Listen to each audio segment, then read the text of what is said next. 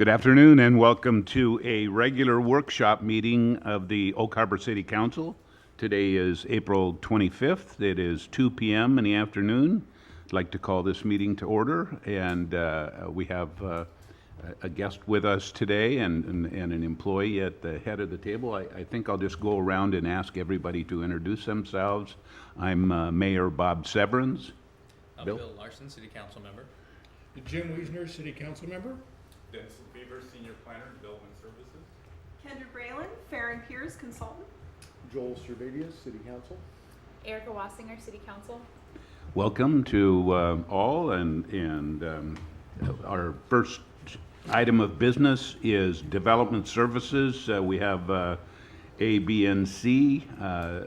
Item number A is transportation concurrency, presentation by FEHR and Peers Consultant. So I'll let you guys take it away. Dennis? Thank you, Mr. Mayor, members of the council, good afternoon.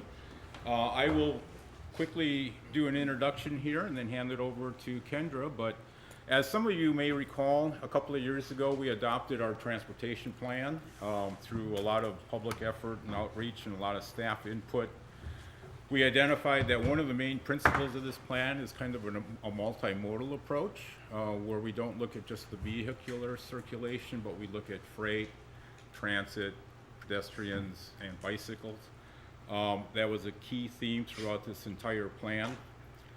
To help implement this plan, we looked at some of our ordinances, and one of the key ordinances that we looked at, of course, is our concurrency ordinance. That's a goal that's identified in the Growth Management Act that requires us as a city and all jurisdictions in the state to review any new development that comes in to ensure that they don't create a deficiency in our levels of service of our public services or facilities, more specifically our transportation system. So in looking at that and talking to staff who administered the concurrency program, we realized that it wasn't the most functional system that we had. So while we had FEHR and Peers working with us on the transportation plan, it was a natural movement to have them assist us in looking at other options that we may have for concurrency. So today's presentation is basically to look at a proposal that we are entertaining to establish maybe a new approach to deal with concurrency. So with that, Kendra Braylon from FEHR and Peers is here, and she's going to be making our presentation today. Okay, great. Well, thank you very much, and it's a pleasure to be here in front of this body. It's been quite a while, actually. I was last here in the spring of 2016 on the transportation element. So it's been too long, and it was a beautiful day today, and a good reminder of why I love being on the island so much. So as Dennis alluded, kind of our topics today, we wanted to do a little recap of kind of some of the themes in the transportation element, just given the amount of time that has elapsed, and also given that the transportation plan really does provide the policy foundation for the concurrency topic that we're talking about today. Next, I was going to go into actually the draft proposal, which is around updating the way the city measures concurrency and the code updates that would be associated with that, and those code updates were included in your packet, and then just kind of do a quick overview of next steps. So from the perspective of the transportation element, there were 6 goals that were established, and again, this was a process that started in the summer of 2015 and actually went all the way through 2016, and we had a fair amount of public input into what these goals look like. And so the 6 goals that were established were first and foremost that we're providing a transportation system that's safe for all users, that in any transportation plan should really be front and center. Secondly, that we're building a system that's increasingly connected and efficient. And I think all of you have experienced areas in Oak Harbor's transportation system that maybe aren't as connected and efficient as we'd like them to be today. Multimodal, as Dennis mentioned, was a big theme. So again, expanding that lens from looking just from the perspective of a driver to thinking about how are we accommodating for anyone in this transportation system, whether you either choose or have to travel by car, walking, biking, or transit. Fourth, that we're coming up with a transportation system that's both financially and environmentally sustainable. And actually, I've heard both of those themes hit on very strongly in this community. Fifth, that the transportation system is really complementary of your overall land use plan, and that's a requirement from state law. Transportation plans can't be out on their own tangent. They really do have to have a nexus for accommodating that land use vision. And so we worked really closely with CAC and his team to make sure that this transportation plan really reflected where you expect to have growth in this community. And then last but not least, that the transportation plan is integrated with the overall regional transportation system. And it's just, travel doesn't start or end at city boundaries, as you know. SR 20 is a major artery through this community. You've got Island Transit. There's a lot of regional patterns that we need to be mindful of. I had the pleasure of driving through Sharp's Corner, and that's amazing how much that's changed in the last couple of years, and how that's really kind of facilitated movement between here and Anacortes, or at least when the construction is over. So a major tenet of the transportation plan is the layered transportation network. And really, it's this concept that not all streets can accommodate all modes well all the time. And so when you think about a street, and you think about accommodating the cars that need to be on the street, and then maybe Island Transit is there, and the trucks, let's not forget about those. And if you want to accommodate bicycles through bike lanes, if you want to accommodate pedestrians, when you start thinking about good accommodations for all those modes, the amount of right-of-way, if you were going to be focusing on that on every single street, would be enormous. And by the way, once you get that wide of a street, you're probably not accommodating your pedestrians very well anyways. So this plan is really built off of the concept of a layered transportation network. So as a part of this project, we actually went out to the community and we worked with staff to really identify what are those streets where we need to make sure that pedestrian accommodations are made, what are serving schools, what are serving downtown and your parks. We did the same process for biking. We did the same process for thinking about your transit network. So this multimodal layered network, and freight for certain, really kind of helped us to think about what are those accommodations that we need on individual streets in Oak Harbor. And for kind of a good viewpoint of how this layered network kind of flowed into the overall process, again, we went through that process to figure out what streets need to serve which users well. And then those layered network, those ideas kind of filtered into the level of service policies that we established for all modes of your transportation system. And then last but not least, those level of service standards, again, how we expect our transportation system to perform is what helped us then to build your 20-year project list. That 20-year project list should be informing your 6-year capital improvement program, and it's ultimately informing why we're here today, which is, of course, on thinking about how are you monitoring transportation concurrency, and eventually, how is the city potentially updating its impact fee program to also reinforce these themes. So I think I've already hit on kind of the multimodal concept. I just wanted to make sure that it was really clear to all of you that was really a foundation for this plan. And so I wanted to just quickly run through each of the level of service standards that were adopted as a part of the transportation element. The first was vehicles. So we haven't forgot about cars. We're not saying that they're not important. We recognize that that is really the lifeblood of many of the folks in this community, and we need to make sure that this community can continue to accommodate driving and that your intersections continue to function. So as a part of this plan, we actually maintained your current level of service standards, which is level of service D at intersections within the city, and then level of service E for those intersections along SR 20. And so that's consistent with Island County and WashDOT's thinking for SR 20. If you're wondering what does level of service D mean for intersections in the city, it essentially means that on average, and it's based on how long a driver waits at an intersection, they're waiting on average about 35 seconds if it's a side street stop or stop controlled intersection, or on average 50 seconds if it's a signalized intersection. So that just gives you a little bit of sense that we are recognizing that there's going to be some level of delay. That's normal in a typical being in town, but at the same time, we are monitoring those delays to make sure that they're not becoming untenable. We also develop level of service standards for your other modes of travel. And these aren't concurrency driving standards per se, but they were really more to really kind of put our stake in the ground in terms of how does Oak Harbor want to be thinking about these other modes of travel. So from the perspective of transit, we really put a standard that we would be partnering with Island Transit to support frequent transit service. So really that means that thinking about where there's transit service, that the community is being a good partner and thinking about transit stop amenities. Can we make these transit stops more comfortable to be in?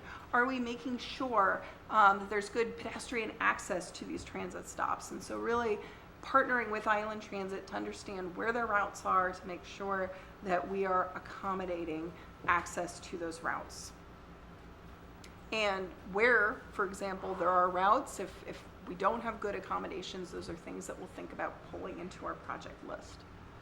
From the perspective of pedestrian level of service, really what we did for this isn't every street, again, in the city. This is those streets where we identified that we need to have a pedestrian priority, and we've got that in the adopted plan. I actually didn't bring a map to this meeting here, but as you can think about, it's mostly your arterial and collector streets and those streets that are nearby your elementary, middle, and high schools. So from the perspective of pedestrian level of service, aspirationally we want to hit at that green standard whenever we can, which is to provide a pedestrian facility ideally buffered from traffic, and that buffer could be through parked car on street, it could be through a landscape strip. But what that pedestrian facility is, we didn't define it because we recognize there are different parts of the city where different types of pedestrian facilities are going to be appropriate. It might be a sidewalk in some of your more urban areas, it might be a trail in some of your less urban areas. But at a minimum, we want to hit at this yellow standard, which is making sure that we're providing at least some sort of pedestrian facility on at least one side of the street, wherever it is a part of the pedestrian priority network. From the perspective of bikes, it's a very similar concept. Again, we worked with your staff and your community to identify those facilities where those streets that should be a part of your bicycle network. And along those, really recognizing aspirationally, we want to provide that green treatment, which is your highest level of separation, your friendliest, most comfortable facility. But at the minimum, which is the yellow standard, it's providing some sort of facility, be it making sure there's a bike lane. That would be ideal. At least signing a bicycle route or stamping a shero to make sure that drivers are expecting the presence of a bicycle. And over time, moving towards building your system, going after grants proactively, such that you can build a more comprehensive system over time. By moving to a more multimodal system, really what this allowed us to do is really to build a much more multimodal transportation project list. So less focused on just intersection improvements and widening your roads, but in addition to those sorts of improvements, thinking about transit amenities, thinking about pedestrian amenities and bike amenities. So the project list that we constructed, I've got here. First, from the perspective of roadway users, you can see a number of the streets that are familiar to you here. And as a part of the project list, we have intersection improvements, we have two-way left turn lanes, improvements really to make sure that those streets are continuing to function well. From the perspective of pedestrians, a lot of these are sidewalk and trail projects here. These were projects that were identified by your community. And again, we recognize we can't fund all of these projects, but they've been laid out and really emphasized in this plan on how well they align with your goals to set you up for being very grant competitive. And from the perspective of bicycles, similarly, we came up with identifying streets and facilities throughout the city where it'd be most important to either provide a bicycle lane, a trail, or other bicycle accommodating infrastructure. So as I mentioned in the goals earlier on in this presentation, we recognize the city really strives to be both environmentally and financially sustainable. And so we recognized as a part of that we worked with your finance department to really understand, well, how much revenue does Oak Harbor expect to have to fund its transportation system over the next 20 years? We want to make sure that we're not painting an overly rosy or overly optimistic picture for your public. And so we wanted to be really transparent that the only things that we can guarantee will likely move forward in the next 20 years are, one, making sure that we're maintaining our system. Something that was decided by kind of the Planning Commission and the council as we worked together on this back in 2015 and 2016 was that maintaining what we have should be of utmost importance. And so we worked with kind of your engineering department to understand what is it going to cost to maintain our pavement and our overlay program over time. And this $2.3 million figure was what we put into the 20-year plan. After that, what we had reserved for was the 7th Avenue project, which of course that one you have gotten Island County to be a good partner on. And I'm excited to hear it sounds like that will be moving forward in kind of the nearest term. But we also established a much more robust project list, really to make sure that you've got all of your priorities documented in this plan such that you as a community can go after important projects and be able to say, yes, they're in our plan, and yes, we have looked at where they sit in our priority list. And that's where you've got your Tier 1 and your Tier 2 projects. And as you can see, the project list, as we start thinking about what you would want to go after opportunistically from the perspective of grants, grows from a $7 million program to either a $23 or a $35 million program. So again, recognizing these are not things that are necessarily in Oak Harbor's coffers today, but things that if the city is very aggressive, can work towards getting some of these projects implemented. So that's kind of the transportation element. I'm going to transition now to our key topic for today, which is transportation concurrency. This is a state requirement. And actually, concurrency is kind of an interesting state requirement because there's only 2 states in the union that actually have concurrency. It's Washington and Florida. So the other 48 states don't have to deal with concurrency, but that is kind of where we reside, and so that is a law that we need to operate under. What does concurrency mean? What is it at its most basic level? The state asks that communities establish a level of service standards. So again, how do you expect your transportation system to perform? We state those within our comprehensive plans so that we're transparent to the public. And then concurrency just simply says that as you grow over time, you're maintaining those level of service standards over time. So that's, in a nutshell, all concurrency is. The state provides cities with broad parameters in terms of the level of service standards they set, how they measure concurrency. And so we have seen some evolution over time in how communities are measuring concurrency. Many are using auto level of service at intersections, which is what Oak Harbor does today, but more and more communities are moving towards more multimodal metrics. And something that when we got involved in this project that staff really stressed to us was that they wanted to see a concurrency program that's, first of all, easier to maintain, second of all, more aligned with the city's new multimodal level of service standards, and thirdly, something that's more user-friendly for both staff and the development community. So if a development comes in today and they want to measure concurrency, what happens? They need to come in to the city and they need to demonstrate with a traffic study showing kind of, we generate this level of trips and these are where the trips go, here are all the intersections, and we've paid a transportation consultant $10,000, $15,000, $20,000 to kind of develop this TIA for us. Something that, we've tried to really grapple with is that all of this modeling was done for most run-of-the-mill development was done as a part of the transportation element. We actually modeled as a part of that effort what Oak Harbor is going to look like in 2035 and the transportation infrastructure that you're going to need as you accomplish. In working with staff, the question was, how can we leverage that work that's already been done to really streamline our concurrency program? And so that's kind of what we're, impact fees. So city has a transportation impact fee program that is supposed to be central to helping you to fund and invest in your transportation system. So definitely updating the code to address impact fees. And then the third piece, if we are moving away from an intersection by intersection level of service analysis with each TIA, is there a mechanism to make sure that as development comes in, as they interface with the system at their driveway or their new intersection, is that a safe location?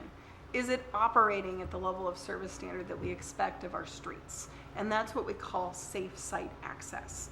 And so the code that you have really is structured around these three elements of development review. So the new approach to concurrency that we're proposing is really kind of following this. First of all, it transitions away from intersection evaluation to system completeness, and this is something that several other communities are starting to do. Redmond has a program like this. Bellingham has a similar program. It's got some similar elements to this. The city of Kenmore has adopted this program and is very happy with it. Essentially, the system completeness approach compares as the city invests in its transportation system, and it compares sort of in a spreadsheet type basis. Rather than looking intersection by intersection, it's looking at, as we've invested in our transportation system in terms of dollars, are those dollars providing enough capacity for the trips that are being allowed into the system?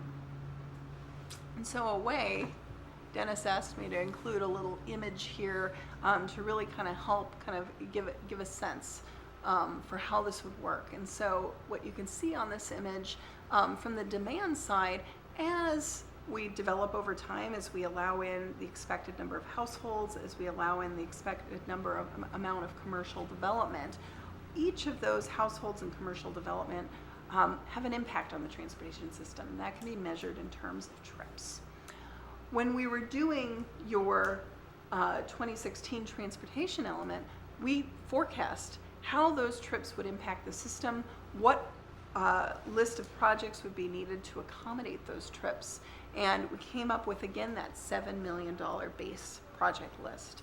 And so what this system does is it's actually kind of broken down transportation capacity in terms of a cost per trip.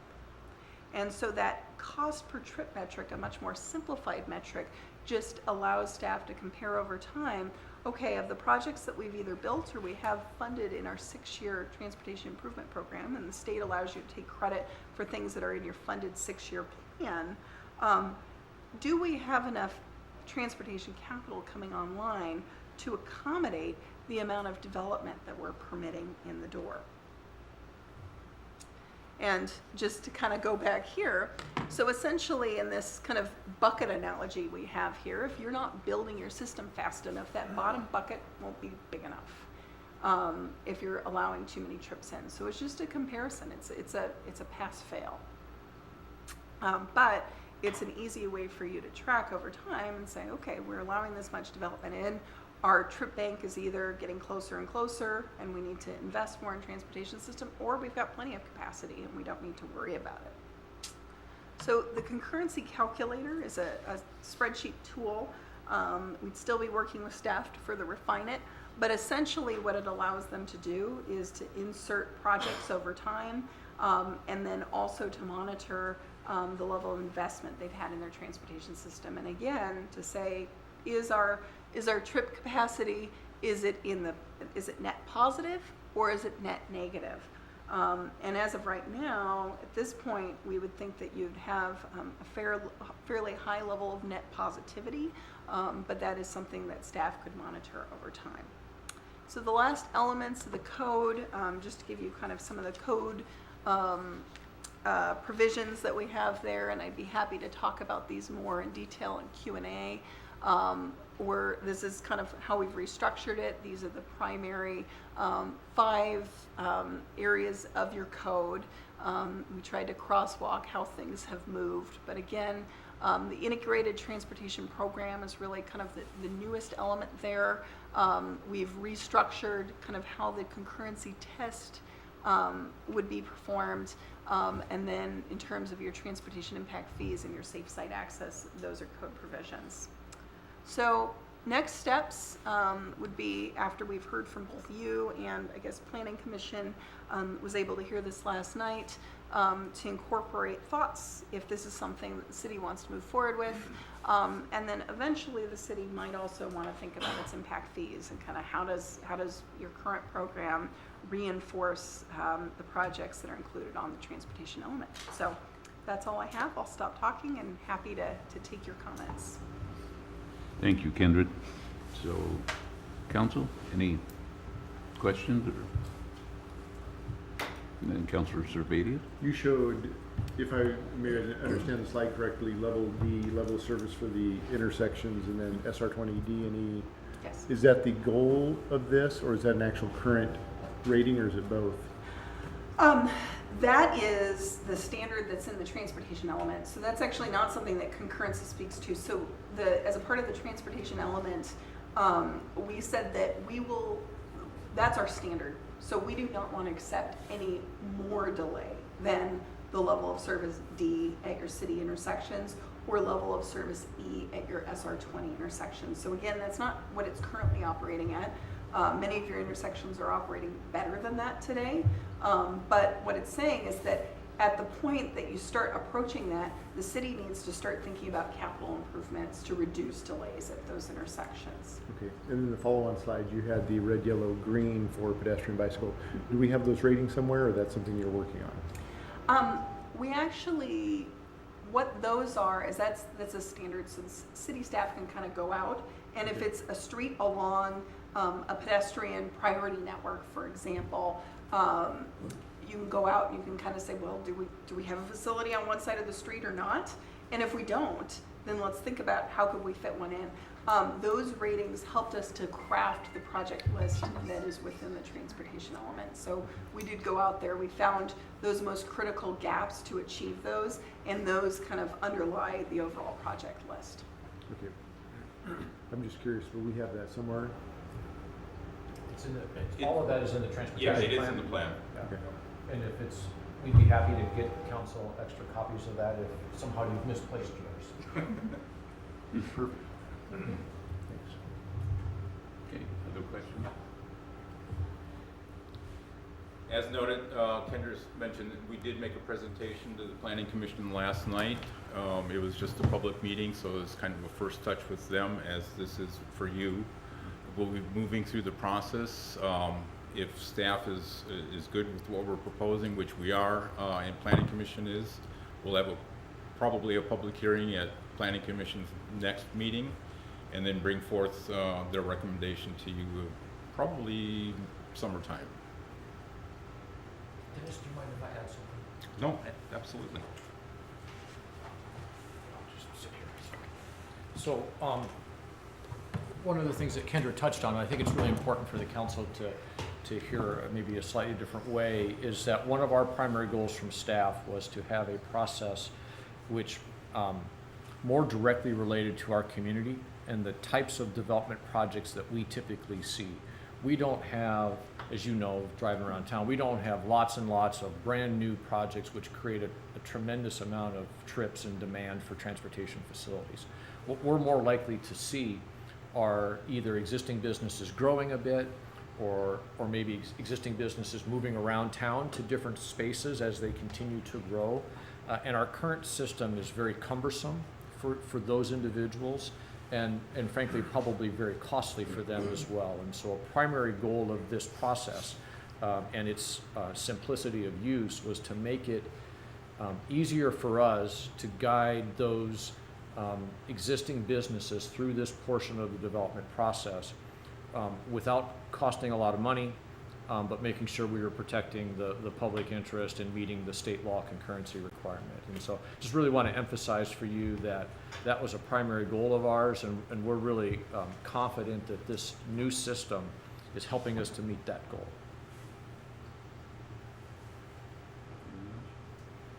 So you talked about this system, the new system that you're proposing being adopted in other communities. Okay, so is your company a just statewide company, or are you?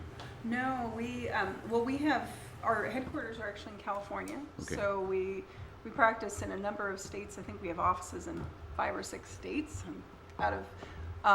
But in terms of concurrency programs, we've structured a number around the state, and it's not to say we just propose this system. We actually work with communities to develop concurrency programs in all shapes and forms. But this is a format that I thought would be a good fit for Oak Harbor, given small staff size, given the character of your development. It's generally small, and I think there's an interest in simplifying the system rather than making it more complex.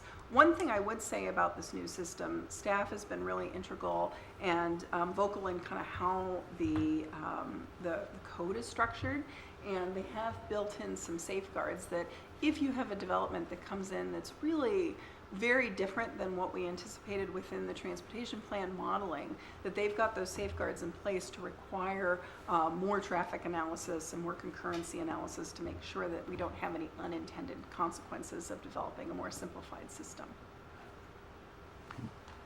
Yes, Mayor Pro Tem. I've read through and this and that, but your statement that this methodology tended to create a disproportionate cost share for projects, creating a deficiency level of service.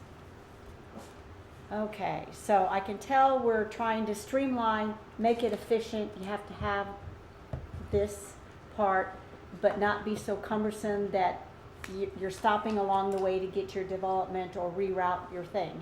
I can understand that. I just wasn't quite sure about the disproportionate cost share.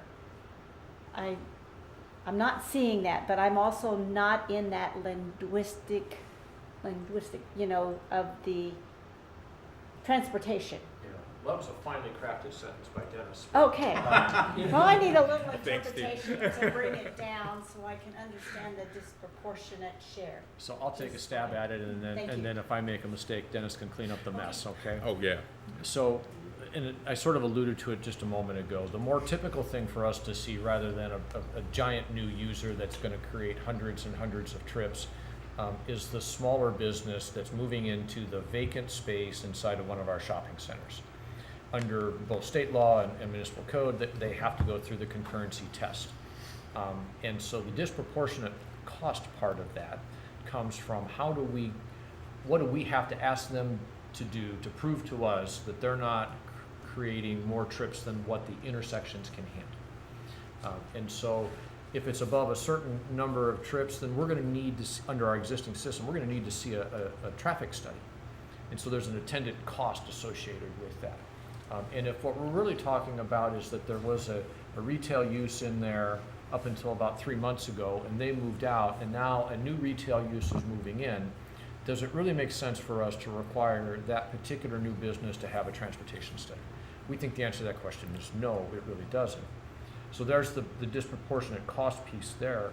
The deficiency part comes from maybe we have an intersection, just an intersection or a portion of intersection that's not functioning, or it's very close to meeting that level of service standard, right? And so this new mom and pop business comes in, and just their few trips will cause that one turning movement to fail the standard. That's disproportionate to how the whole system works. And so we tried to move away from looking at this intersection and this one to saying, how will this business affect the overall network? To us, that seemed to be a more fair way of going about this. And so that's taking that sentence and breaking it into pieces. Sounds a lot more reasonable, because you're right. If they're moving from a little, maybe 2 shops together, they know exactly, how many spots they need, and they're growing, and so now there's a vacancy. They're moving to a strip mall that's there, that has the parking lot, that used to have another that was probably a bigger store than what they are, but they hope to become. Why? Yes, you're right. Why do they have to spend that money? Okay, got it. And then on your draft page, I think it's the second, I think it's listed as number 12. You went through and you have number 11, number 12, you scratched out 13, and you go to the next number, and it has 1, 4, 3, and the 4 isn't, it's just a little housekeeping. What page is that on? 3, and then in parentheses it has 3/29. It's Did- in, it's page in your. 12. Page 12. If you're doing your iPad, it's page 12. But your draft is numbered, it's 3, and then 3-29 on the bottom, second page of the red. And so you're renumbering because you have 11 and 12, and then 13 is scratched out. Preliminary development permit means any blah, blah, blah, that's scratched out. You go down to the next number, and it looks like 143, but if I look at the next one, you've crossed out the 5 and the 6. It's just a little, Oh, I see, the number system, look, and I go, wait, how do I go from 143 to, 145, that's crossed out, I okay. think part of the problem is when you do a strike through on the number 4, Yeah, it doesn't okay. show up. Yeah, It's so just that's, housekeeping, and I'm just, Right. I'm trying to follow along, and I'm just, you know, Right, thank maybe you. it'll save you some time, maybe not. Thank you. Anyone else? Okay, seeing none, we thank you, Kendra. And we'll move on to item B, which is Transportation Benefit District. I'll give a brief introduction and then turn it over to Dennis. So this too is a byproduct of the transportation plan, and not just this one, but previous transportation plans as well.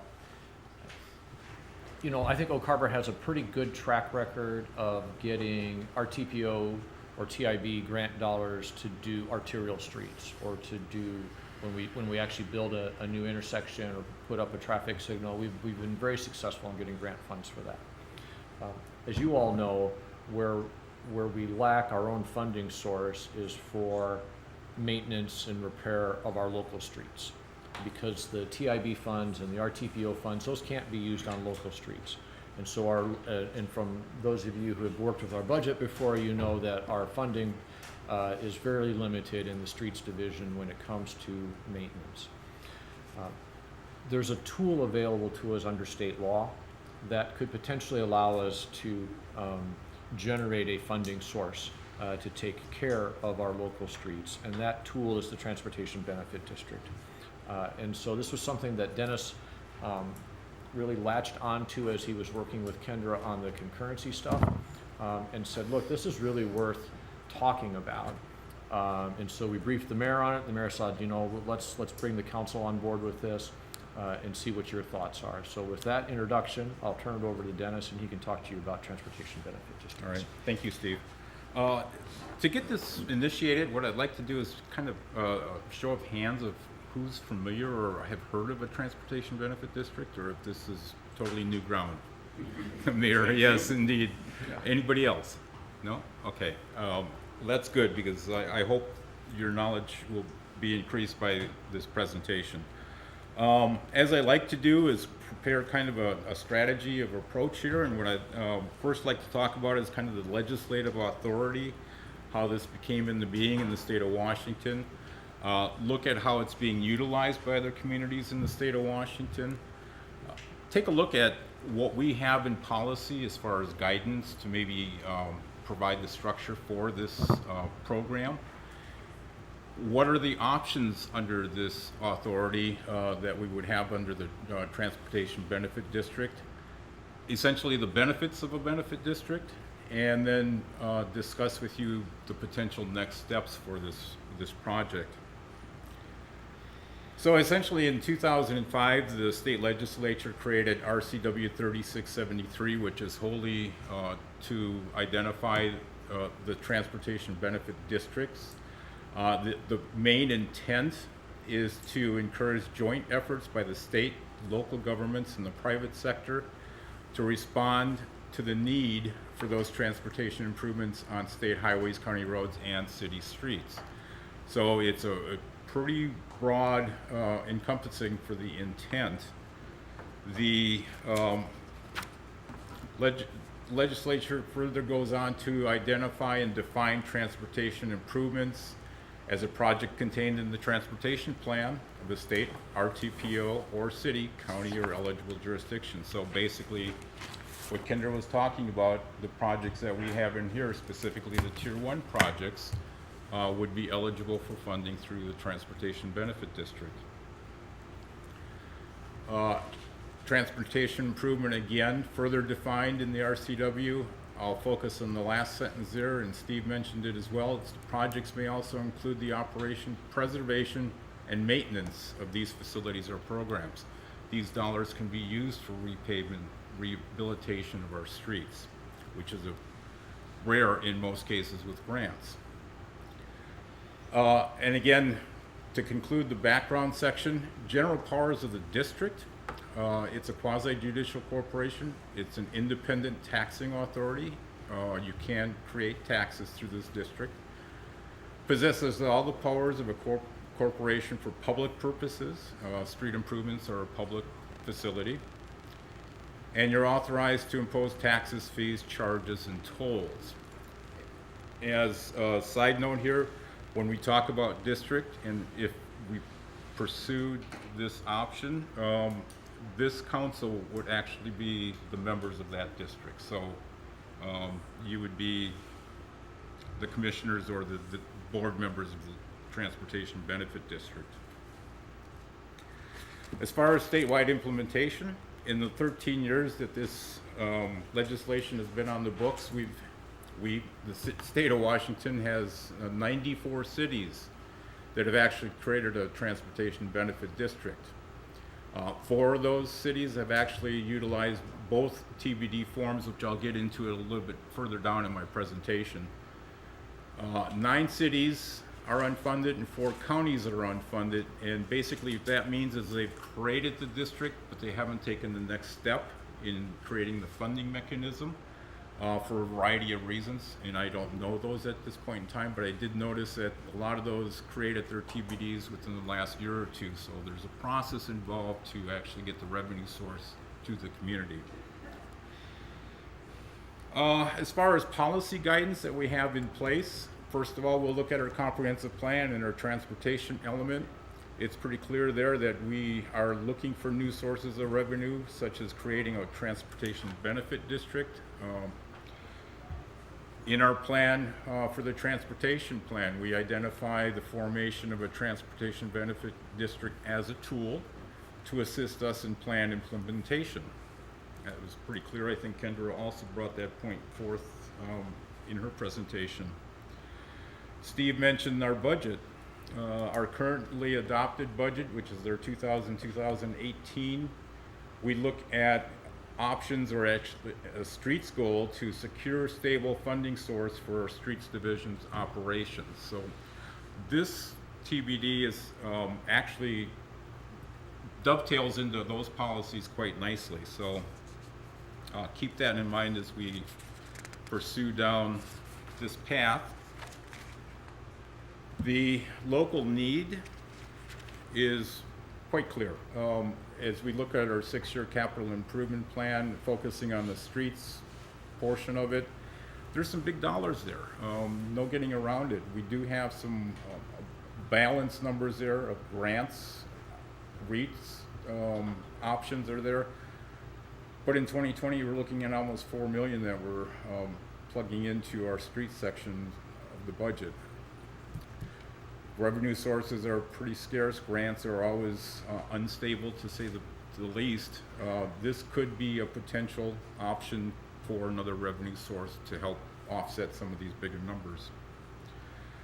Local need also will be identified as we pursue our pavement maintenance plan. Public Works is working with a consultant that is looking at our current status of our pavement. I think they're going to be prioritizing through this plan which streets need repaired first. That could be a valuable tool as we look at projects that could be implemented and funded through the Transportation Benefit District. Okay, now options. We have to us available 5 options created through the RCW 3673. The first one is a sales and use tax not to exceed 0.2%. The second is the vehicle license fee increase of $20. Those 2 I'll drill down into a little bit closer, since those are the primary 2 forms that most of those communities have utilized. Other options include fees on commercial and industrial building, an ad valorem tax, and also we could place a toll on State Route 20 or even one of our city streets if we chose to do that. That method I don't think has been utilized by many communities. So let's take a look at number one and see what that really entails as far as proceeding forward and the steps that would be involved in that. It does increase the sales tax on all taxable retail sales by 0.2%. Obviously, food and prescriptions would not be part of that. Those aren't taxed. It does need a vote of the public. It's a simple majority. So 51%, if they approved the ballot measure, then that would be a tax that would be added on to the taxable retail sales. 39% of the cities that I identified earlier utilize this method and have adopted and have approved through their citizenry the sales and use tax option. And based on the third quarter retail sales of 2017 that I got from the Department of Revenue, a fast number would be about 911,000 on an annual basis that we would see coming in through this method. The 0.2% would be in effect for 10 years. Voter approval would be needed again to renew that.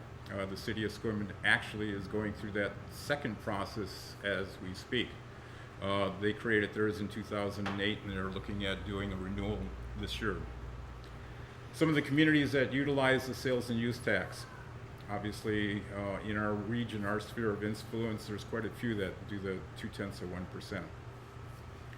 The second option is a vehicle and license fee increase. Again, that's $20 on the vehicle registration. That does not require a vote of the public. It would require a majority vote of this board, the district, if it was formed, of you folks.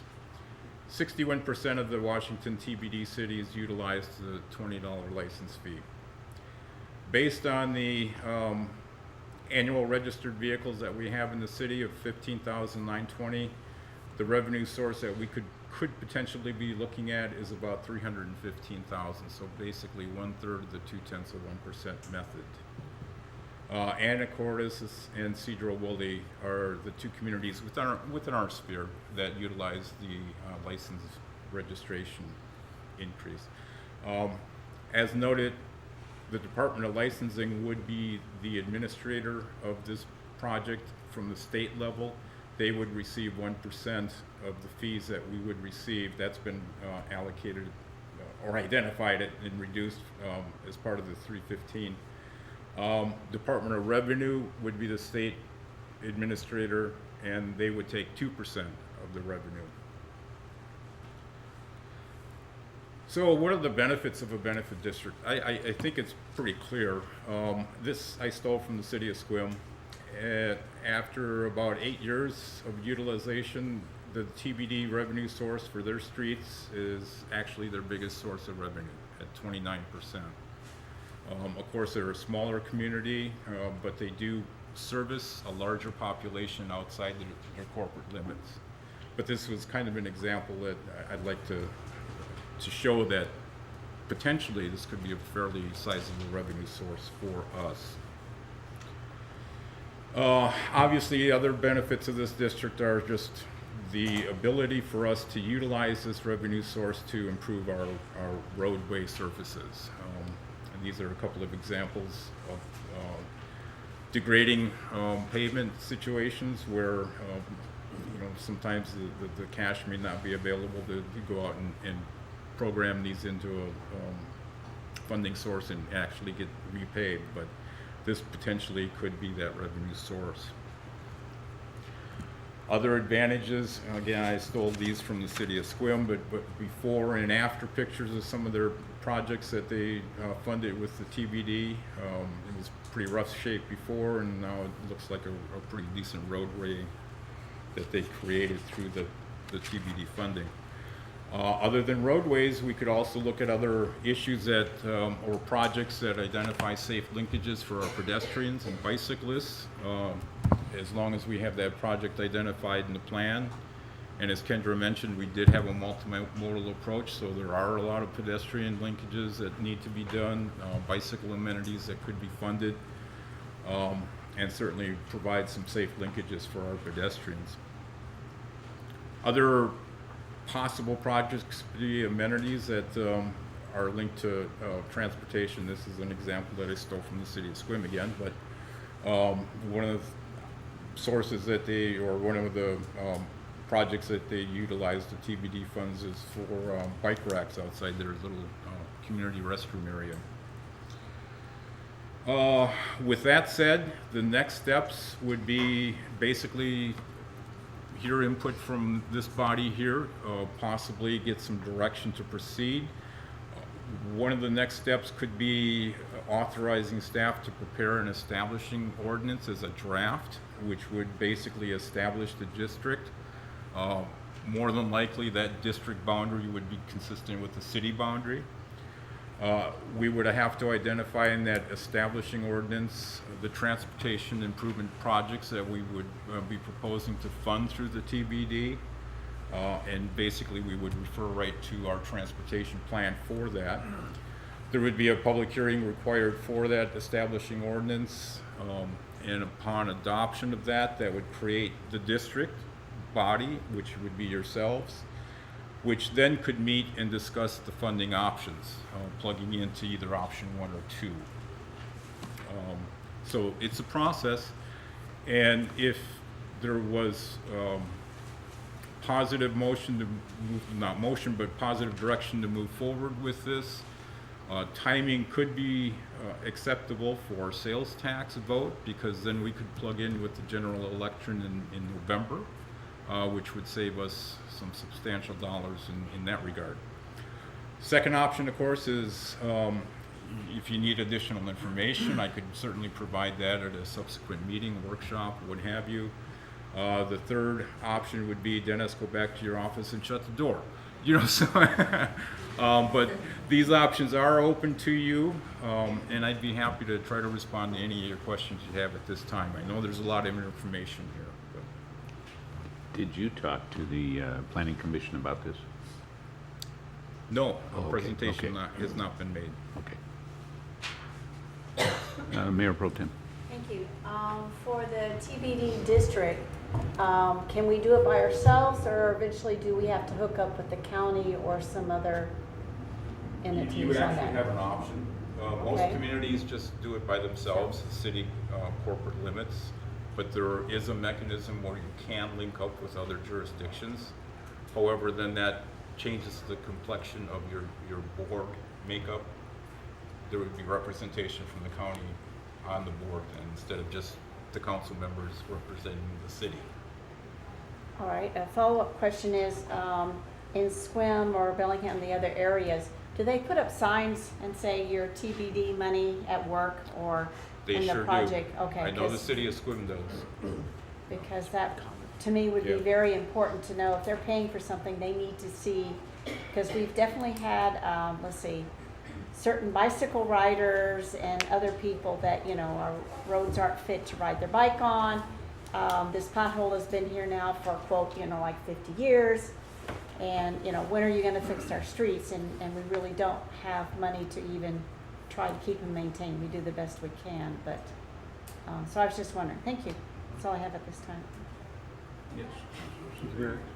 Mr. Lefevre, I applaud your efforts on this. This is one of those things, I know we all get a lot of feedback from the public, and for most of you, I'm sure you're doing a great job. And no, I mean, normally when we hear from folks, it's like, hey, yeah, you guys are geniuses, keep it going.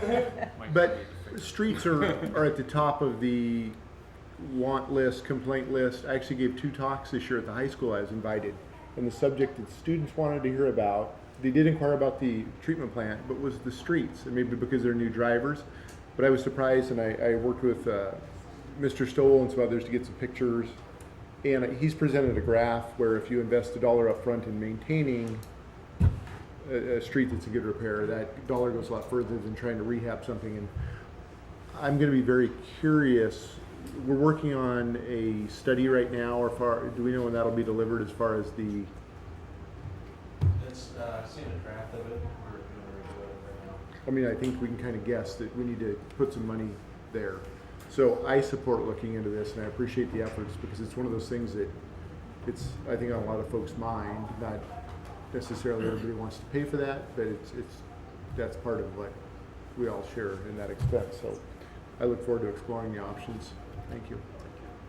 Yes, Councilor Larson.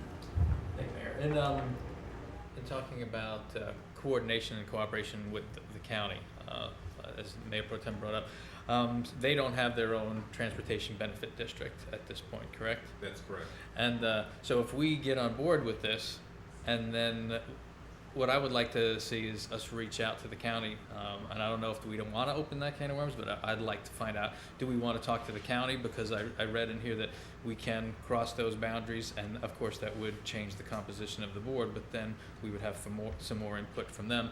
And the thing that I want to address in those discussions is I don't want to move forward in us individually creating a transportation benefit district and then Island County saying, oh, that's a great idea, let us form one of these, and then we look at double taxation or duplication of efforts or things like that. Is that something that we'd be able to look at too with our counterparts in the county, to just at least put out a feeler to see if they'd be interested in partnering with the city in the establishment of a transportation benefit district?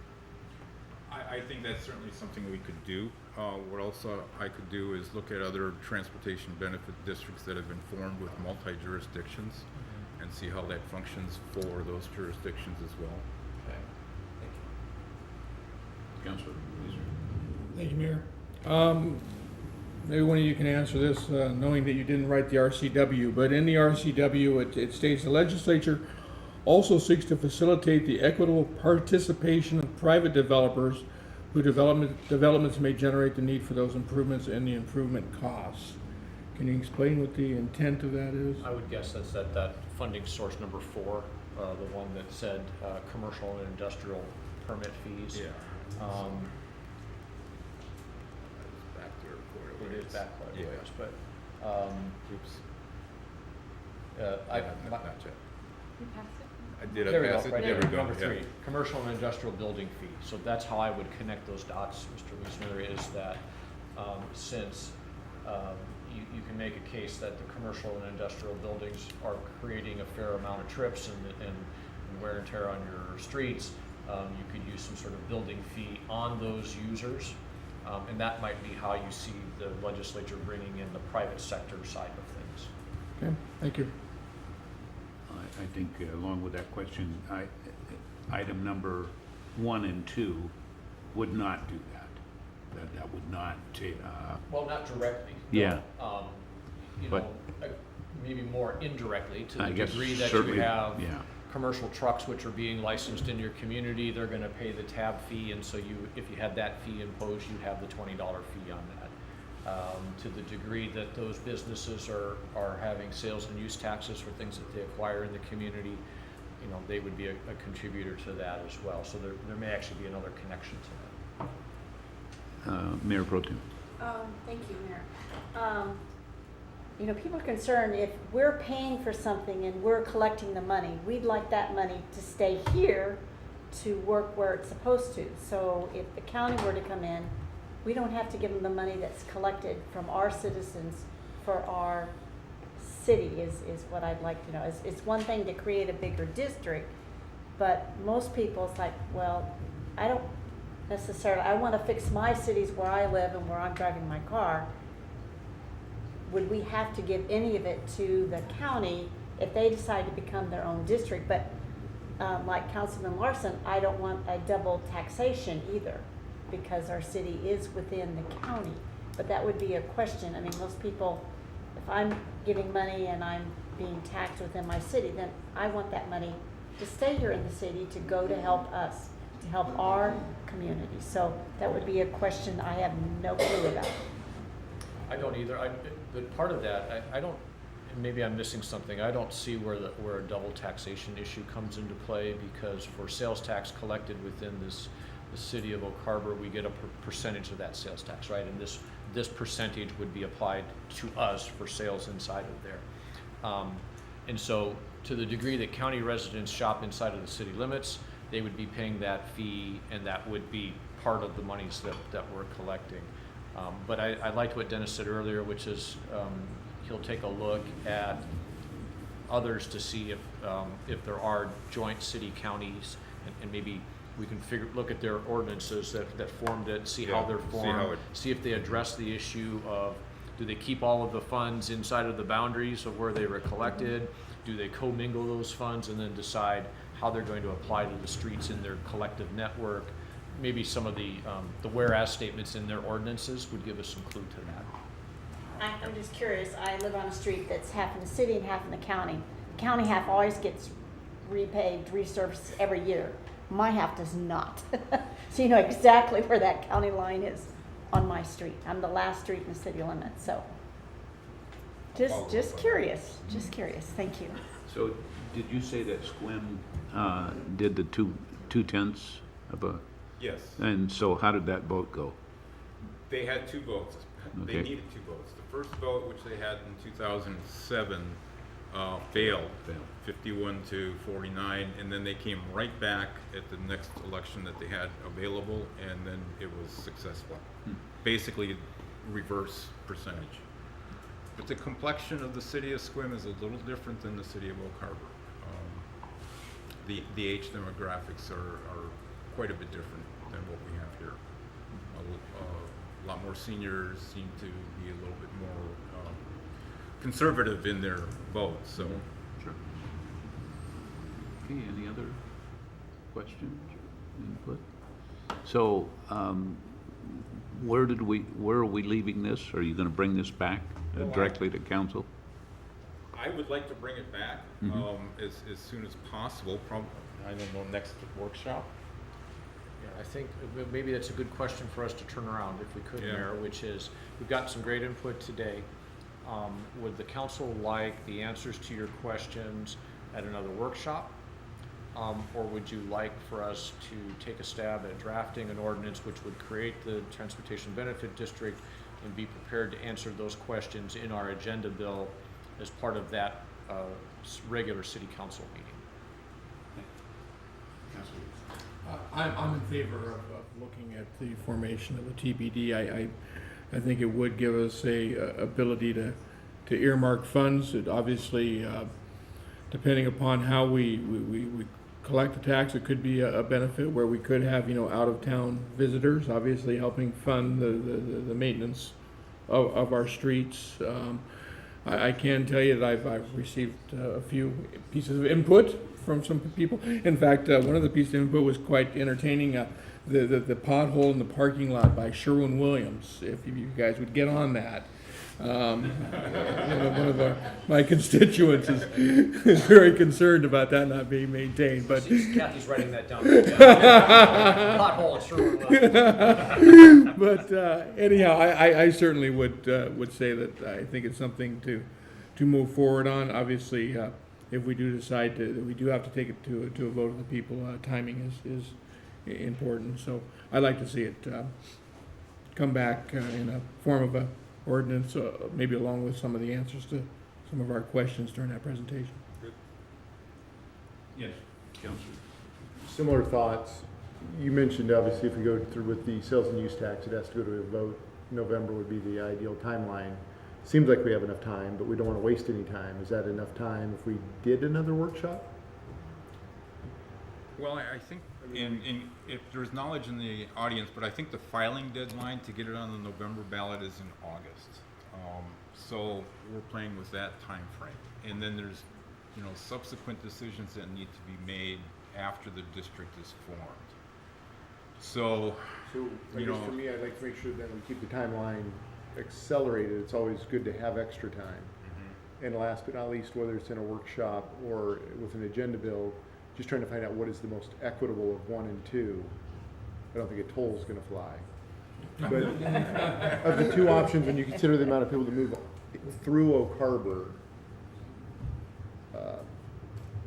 how is it most equitable to share the maintenance of our roads? Is it really my gut tells me it might be the sales and use tax, because if people are moving through Oak Harbor, they probably shop here. But they may not. They may live in Burlington, come over here, use our roads, and leave, and that leaves us with nothing. So it's a bit of an enigma. well, I think the sales and use tax is probably the most equitable for the users of our system. And with the way our vehicle license registration is structured in the city, with a lot of folks not registering their vehicle in the city or state, may impact that revenue source. So I think that the 0.2% is far more equitable. Okay, anyone else? Okay, Thanks, Dennis. thank you. Nice job. Okay, we'll go to item number C, intent to commence annexation proceedings, Wood property. Senior planner Captain Matt. Oh, senior planner, Guide the council through that conversation. welcome again. Good afternoon. So here to update, CACMAC Senior Planner, here to update the City Council on an upcoming item at the May 1st meeting. So we have a letter to the mayor requesting a meeting with the City Council on a proposed annexation. So this is the first step in any annexation process. So when somebody is interested in coming into the city, and if they're in the UGA, they have to request a meeting with the City Council. The City Council gets to determine whether you want to take them into the city or not, for whatever reason. You don't have to, and there is no real criteria-based thing that you have to do this. They can't take you to court if you say no. It's a very, it's a choice-driven process. So with this letter, they meet with the City Council.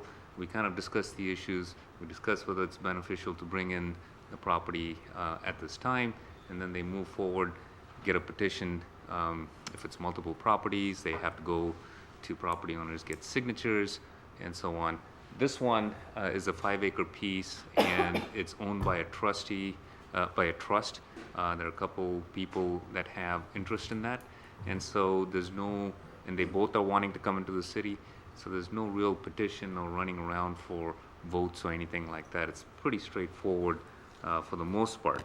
So this is scheduled for the May 1st meeting. Now, the reason we wanted to discuss this, from face value, this seems pretty straightforward, right? I mean, it's surrounded by the city, it's right on city streets, and so it shouldn't be a no-brainer to bring them in. However, I do want to bring some information to the council, just some issues to think about. With any annexation to the city, there are some services, there'll be demand for services, and I want to just highlight a couple of those. And then location type issues that can be potential issues as well. So I'll just go through it real quick. So from when a petition comes to the City Council, you have 3 choices. You can either say, fine, this is great, the area is fine as is. In some circumstances, you know, you may have some odd-shaped parcels or enclaves, and the council has the authority to say, we don't want to just bring 2 properties in, we want to bring all the 5 properties in. And whoever is petitioning needs to do the work, actually the legwork of trying to convince all the other people to come in. So, like I said, it is the city's choice to choose what should come in. So you have the ability to geographically modify the area, or accept it as proposed, or even reject the proposal. So that's one thing. The second thing is you want to decide as a city, when they do come into the city, do you want to assign a zoning classification to it? And that's pretty standard, and you want to do that with most annexations, at least for the city of Oak Harbor. And the third is, do you want the property to share in the indebtedness of the city? That's all the bonds and things that we issue. We want this property to be part of that. So I'll go over some of the potential general issues that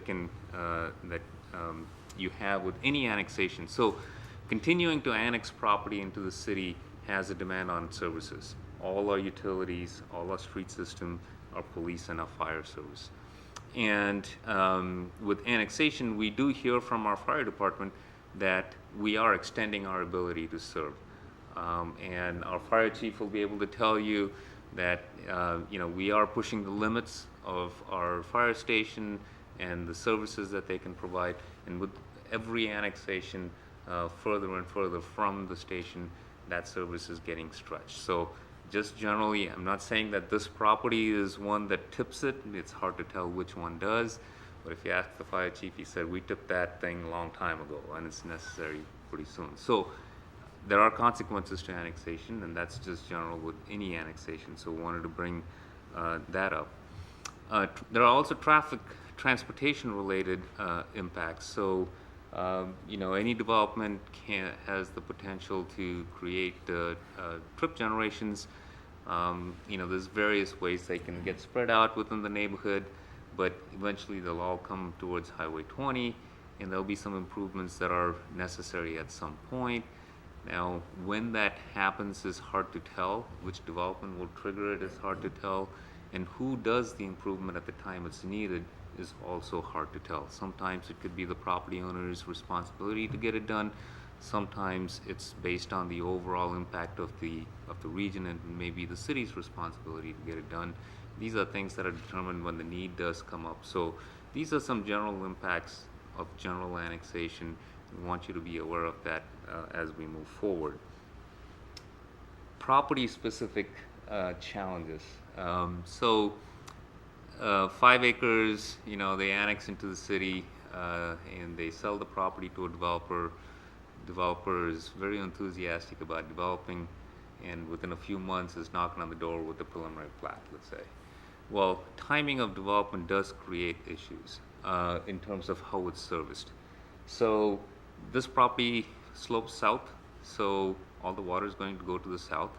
So the property actually to the south and east is the Gary Oaks subdivision, which is in a preliminary plat stage. It's moving ahead.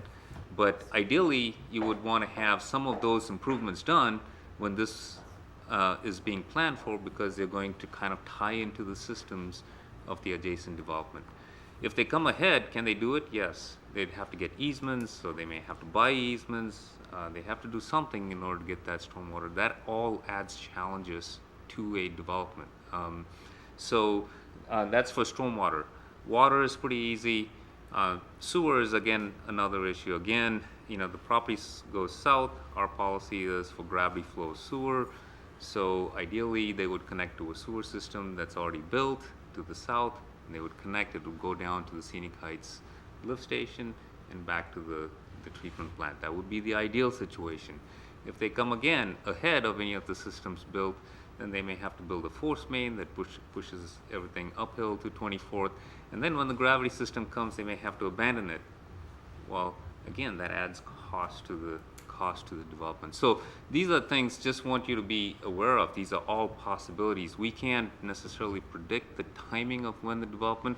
Ideally, we can say it'll be nice for the Gary Oaks subdivision to have enough of the infrastructure in place, and this timing of it will all tie into place, but can't guarantee that. It can happen otherwise as well, and that puts a lot of pressure on our systems generally to respond to the timing of all those developments. So these are things that are just all the pros and cons of annexation, but at face value, it looks like it's contiguous to the city and it should be brought in. So this is coming forward to, the other thing, this is one of the first annexations that is coming in after the 2016 update, where we changed our land use plan. And this is just, I'll give you a little brief. So we had a system where we have a land use plan in the comprehensive plan, and it had 16 or 17 designations, and each of them related to a equivalent zoning designation, which is the implementing tool for that. So that created a lot of issues in terms of people who wanted flexibility in development. They wanted to change their zoning. They had to change the land use first. It was a 2-year process. So we made adjustments to go to a generalized land use map where one land use is implemented by 2 or 3 zoning categories.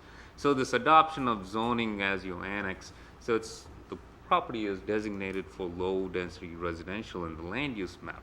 That is implemented by 3 zoning categories in the zoning R1, R2, and R3. So the property owner actually can choose, because we as a city have accepted 3 zoning categories for the same land use. They can choose to do a higher intensity development. It doesn't have to be single family residential lots. So there's a potential for having more units as well, depending on what their development desire is. We haven't had a chance to this meeting on May 1st. Will hopefully bring some of those ideas out. So if they want to put multifamily, or if they want to put a duplex type development, they do have the opportunity to do so. From a land use and a transition standpoint, from planning standpoint, we think R2 is a better designation than jumping to R3, because R3 kind of needs transition of other densities around it. So you don't want to jump from single family to really high intensity multifamily right adjacent to each other, even though they're in the same land use category. So we want some transition there. But the general thought behind that, or the information I want to convey is we can have more intense development in these zones. Therefore, all of that translates to some kind of impacts on our utilities and demand for services. So as annexations come forward, we'll be highlighting these pros and cons, so to speak. Yeah, we're getting more housing in, we're getting more people in Oak Harbor, we're extending urban services. It's all a great thing, but it does put a draw on our services as well, and we have to think about those as well as we grow. So that's my 2 cents on this the annexation proposal that's coming forward to you on May 1st. So I thought I'll bring it up here before we come to the meeting, and if you have any questions, I'd be happy to answer them or bring back information for the May 1st meeting. Councilor Servadius. Thank you. Just double checking. Each one of those long rectangles then is only 2.5 acres? 2.4 and 2.1. The total is about 4.6 acres, according to the assessor's office. They'll have to do a survey map when they come into the city. We'll get more accurate information then. Councilor Wiesman. Is there any advantage, CAC, from a planning standpoint of having a property annexed into the city versus having it in the UGA? Specifically, where I'm going with this is the property to the west. Obviously, a big hunk of land. It's in the UGA. Our plans to eventually to see that entire corner come into the city, and obviously planning from a large perspective, it makes a lot more sense than piecemealing it. I think was what you were kind of getting to. I mean, is there any advantage to us going back to the woods and having them press the landowner to the west for annexation at the same time? Does that make planning easier, or? It could. I mean, my comments on the timing of development is one of the things that I wanted to convey to the council. And bringing in smaller pieces sometimes helps with timing a little better than actually bringing in larger pieces. There's also the challenges in terms of there are different ways that annexation petitions can be considered. When you start adding the land to the west, that area is much larger than what the woods are. So then the other property owners become the majority assessed value, and they'll have more say in whether woods get annexed in or not. And so that kind of throws different challenges in there. And I think it's better in this instance to bring them in, property owners, desired timing. You know, some of the properties to the west may be sitting in a forest designation and they may be paying less taxes, so they may want their time to pass in terms of when they want to bring it to the city. So there may be other interests here, and prefer to have the property owners drive that annexation at this time. I don't think there's any strategic value in trying to bring the whole thing at this time. Yeah, thank you. Anyone else? So we will see them at the next meeting. The May 1st meeting. Will they, do we happen to know, will they represent themselves, or will they be? We have sent an email to them. This was one of the, a petition that we had little information on where they are, but we've sent an email. We have some email contact. We told them about the May 1st meeting. Hopefully they'll have a representative there. We can ask them about their intentions. We can ask them about the zoning that they are, or the type of development if they are proceeding. So all of that can happen at the meeting. Okay. Okay. Thank you very much, Ken. We will move on to Legal Department, Purchasing and Procurement Policies. Looks like we have our city attorney, Nikki Esparza. Thank you, Mayor. Good afternoon, Mayor and City Council members. The purpose of legal coming here to brief you today is to talk about a big project that multiple departments are working on together, and just kind of give you a 30,000-foot view of this project. Anna is going to run through the PowerPoint, but what it boils down to is that our purchasing and procurement policies, not only are they outdated, but they're very confusing. We have multiple codes that kind of contradict each other. Our policies sometimes don't work with our code. Our policies and our code sometimes don't work with state law. So it's fairly confusing. So a few months ago, we started looking at maybe going ahead and revamping our purchasing and procurement policies and code. And so the purpose today is to brief you on what we're doing and how we're going about that, and kind of give you a big picture overview of what you might see in the future coming from these multiple departments. So I will let Anna run through the PowerPoint. Thank you all. It's good to be with you again. As my boss, Mrs. Barza, said, we are going to be looking at the code as a whole. Just want to give you an idea of the current landscape, the challenges that it involves, and some realistic solutions, with the ultimate idea of just completely revamping the code into something that is more manageable and more efficient for our staff, you know, whether it be our internal customers and also our external customers. So keep in mind that this was primarily drafted and adopted in 2006, with a few amendments in 2008 and so forth. It's important to understand the categorizations of purchasing and procurement first off. So public works projects, those are the big construction projects that we see that take up space in the street that are outside of the ordinary maintenance patterns. Professional architecture and engineering service contracts speaks for itself. It's consultant contracts that fall under architecture and engineering. Purchasing, now this is a type of contract where you purchase orders like materials, anything like that with regard to supplies and equipment and such that is not associated with a public works project. You have then professional services. That's where you need technical expertise provided by a consultant, and then purchase services, which are like routine services, like janitorial services and such. So first off, we'll talk about public works and architectural and engineering contracts, and these are the contracts that are mainly governed by the RCW, state law. So public works projects, we have taken what state law has authorized in Title 35, and we have regulated within that.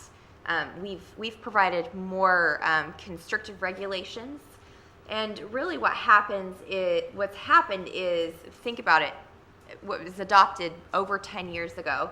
Things are much more expensive now, and what happens is this has become so restrictive that it's pretty hard to purchase.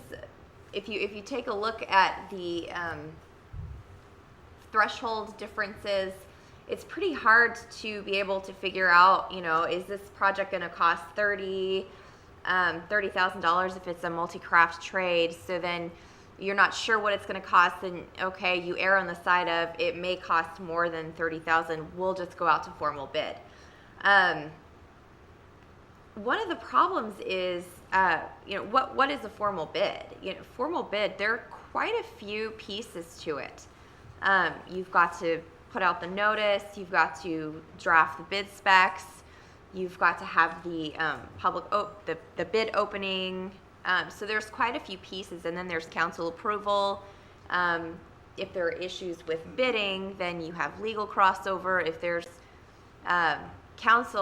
if you've got to bring the bid before council approval, then you're going to have agenda management. You've got to have the review process, which touches the city clerk, which touches legal, finance. So there's quite a bit of staff time that comes in with formal bidding. So, the solution here is that we would like to amend this part of our code to match with state law regulations, which is 40,000 for single craft or 65,000. And then this is just a quick overview of what it looks like for a formal bidding process. There's quite a few pieces. Another part of formal bidding is a small works roster project. That's where, based on a certain threshold amount, you can choose to get a contractor from a small works roster that's already been vetted and that's already a part of this roster. Our code is quite a bit more restrictive on the threshold amounts. Just like with the bidding process,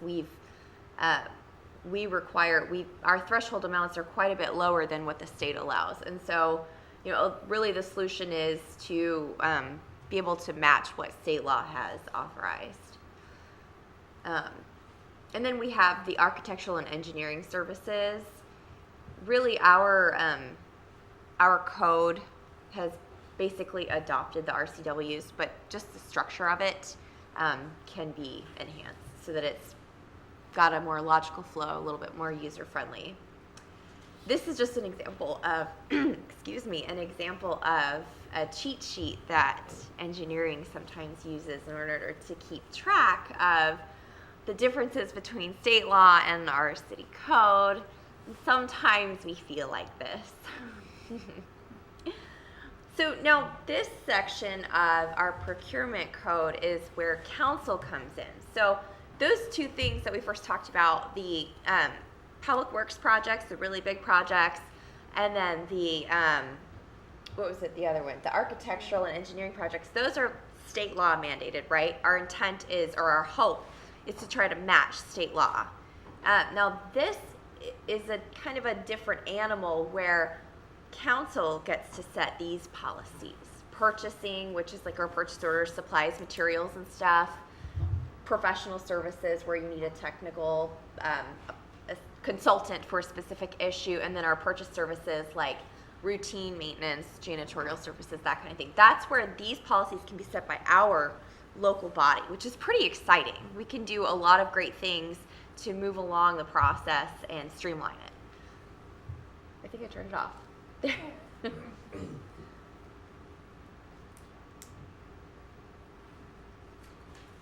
it dead? There. Okay, so we do regulate purchasing. However, it's a bit of a hodgepodge. For example, our code in 2.310, it regulates purchasing, but it basically says, let's follow the formal bidding process, which, if you remember what we talked about, that's all the formal bidding process specs, which takes quite a bit of staff time. So I think we can do a lot better than that. And a lot of cities and other counties have done a lot of awesome things that we can borrow from and make better. So it's pretty archaic. Again, it was passed 12 years ago. This is just something that we can really get creative and make it work for us to speed up the process. And also 2.310 does something interesting. This particular section tries to regulate several of these contract categories, and it's kind of hard to find. You kind of have to go back and forth and wait, what's this talking about? So I think we can do a lot better. Professional services, there are some problems here where there's multiple references. It references architecture and engineering contracts, which I'm not really sure why it's there. The location is kind of buried in 2.310. It's kind of like, what? We're switching here now? Okay. Again, a solution is to amend so that it's more effective and just easier to find. Purchase services. Again, this is one of those contracts where council can regulate, and so again, if you look at the third number down, you find purchase services among 310, 320, and 360. It's just pretty burdensome and confusing, not only on our staff, but you know, on our colleagues and our customers. And so I think we can just do a lot better. So here's our solution. Repeal pretty much all of these chapters. That doesn't mean that every single thing is bad. There are some good things in there, like cooperative contracts, few other things that are in there that are fine, like for example the mayor's authorization to sign certain contracts within a certain threshold amount. Those sort of things that make sense to us, we can keep. We can just restructure it in a more manageable structure. So this is what our structure looks like right now. We have 7 chapters. And then this is kind of like an outline that I have a vision for us, so that we have just one chapter that we can go to for procurement, and then break it out into subject matter. And so our hope is to be able to regulate those contract types that are set by state, and then we will have other workshops where we talk about what council would like to see as far as, you know, policies to set place for the things that we are allowed to regulate, like the purchasing and professional contracts and purchase services. Do you have any thoughts or questions for us? Keeping in mind this is very much a 30,000 foot view, and that we are going to be working with the other departments to moving forward and coming back to council to solicit feedback. Anyone? Councilor Wassenaar. Thank you. I appreciate the work and making it more efficient, and I look forward to seeing more details. Councilor Zervadius. Just thank you as well. The other compliment that I often get, besides how amazing our streets are, is how easy it is to do business with the city of Oak Harbor. I'm kidding. So anything we can do to streamline, create efficiencies, make it more flow better, use the word better flow for the public, for someone looking at bidding projects, that's going to be very helpful. Thank you. Absolutely. Thank you. Yeah, I heard you say streamline. I like that. Hopefully it'll still have some flexibility, but I think we have to match state laws too. So. Yeah. In general, we're more restrictive than state law. So state law is actually usually more flexible than we are in most cases. Okay, thank you very much. We'll move on to our Public Works section. We've got 2 items here. Item A is 2017 Citywide Auctioneer Agreement. We see our Public Works Director, Kathy Rosen, coming to join us. Okay. Thank you, Mayor, members of the council. At your last council meeting, I presented an item for the contract for the 2018 auctioneer services. And Councilmember Almberg had some questions about how that commission is applied, so I thought I would walk you through an example of how it all works. So a little bit of background, we'll just take a round number, $100 is the successful bid. The contract says that there's a 10% buyer's premium. We would pay the auctioneer a 9% commission. Our sales tax is 8.7%. And we're going to assume that this bidder does not have a resale permit, because if they had a resale permit, they wouldn't pay sales tax. So what the bidder would pay when they go up to the cashier is they're going to pay the $100, which is the bid amount. They're going to pay the $10 for the 10% buyer's premium, and then the 8.7% sales tax, for a total of $118.70. Then what the auctioneer does is they pay the state the sales tax that they've collected, and then they pay to the city of Oak Harbor, or if it's another agency that's participating and it was their item, they would pay them the bid amount minus the 9% commission. So of the $118.70 they've collected, they're gonna pay out $99.70. And then what the auctioneer would receive from that $100 bid is they'll get the 10% buyer's premium, 9% commission for a subtotal of $19. And then if you'll recall, the auctioneer agreement talks about reimbursement for all of their expenses. And Mr. Mather will front all of those expenses, all of the advertising expenses and labor expenses, and then each agency that participates in the auction, and there's going to be several participating with us, will pay a prorated share of those expenses at the end.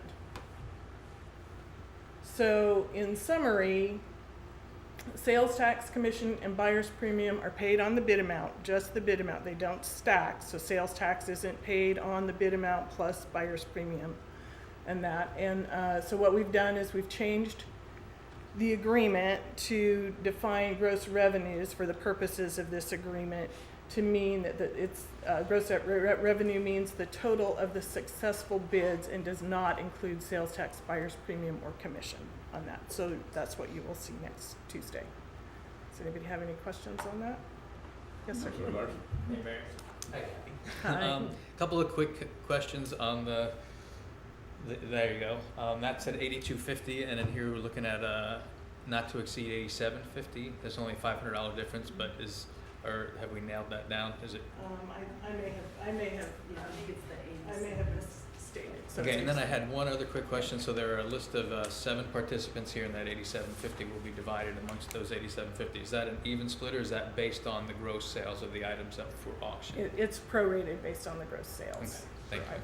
Per item. Good questions. Anyone else? Yes, Councilor Thank you Wessner. for explaining it. It's very Well, clear. Okay. Seeing no others, we'll move on to our last item, vehicle and equipment purchases.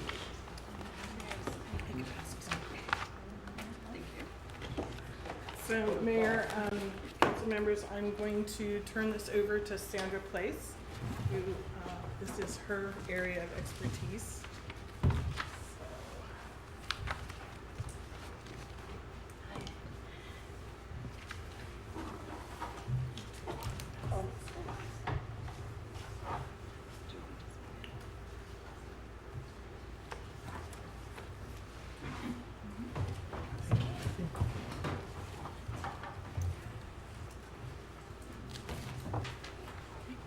Well, thank you for the opportunity to be able to talk to you about the equipment rental and replacement division.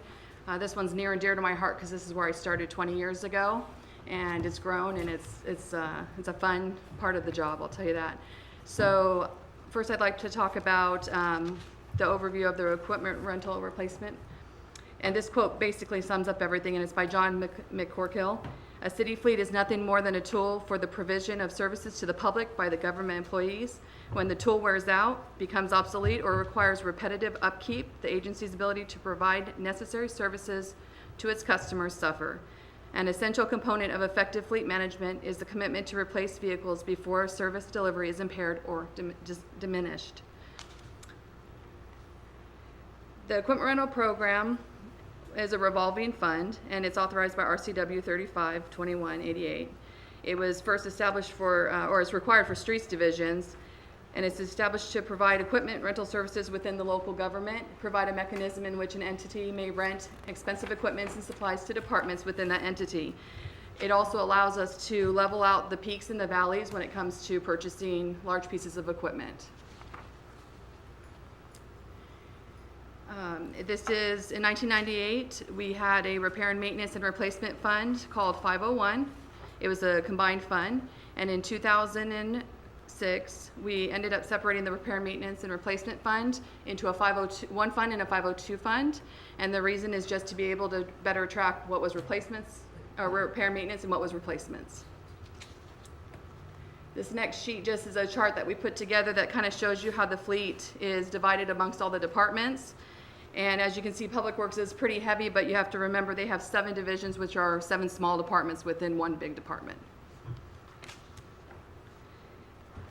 Then I put together this fleet chart for you that gives the last 8 years of kind of where our fleet has gone, when it has grown or when it has gone down.